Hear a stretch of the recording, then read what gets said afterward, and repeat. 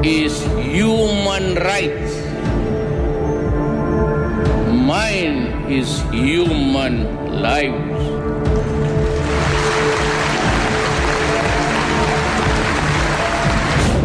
Bago pa ang SONA, Congresswoman Gloria Arroyo umakyat sa podium at nanumpa. Pero si House Speaker Pantaleon Alvarez pa rin ang sumalubong at naupo sa upuan ng Speaker sa gitna ng pagtatalumpati ni Pangulong Duterte. Habang sa labas ng Kamara, ang mga taga-suporta at kontra sa Pangulo. Kanya-kanyang kilos protesta.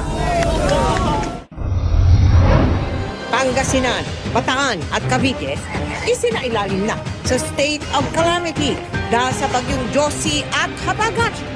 Sa Bataan, 5 katao patay sa gitna ng matinding pagbaha. Holy cow! Sa loob lang na mahigit 3 minuto, pasahe sa taxi. Paanong pumalo sa halos 2,000 piso? At si Dingdong Dantes at ang team Amazing Earth natikman ang bagsik ni Bagyong Josie.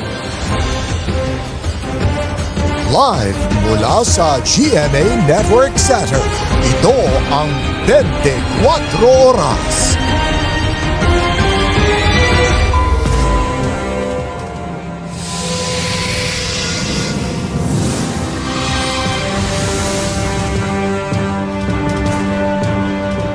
Magandang gabi po Luzon, Visayas at Mindanao. Atrasado na mahigit 1 oras pero pinakamaikli ang ikatlong State of the Nation ni Pangulong Rodrigo Duterte.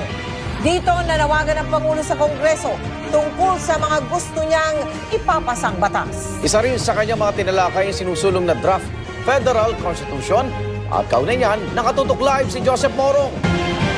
Joseph. Mel Igan, 1 oras at 15 minutos na na-delay ang ikatlong State of the Nation address ni Pangulong Duterte dahil nga sa pangyayari sa Kongreso. At dapat ay alas 4 ng hapon ay magsasalita ng Pangulo pero pasado alas 5 na siya nakalabas sa holding room para sa kanyang State of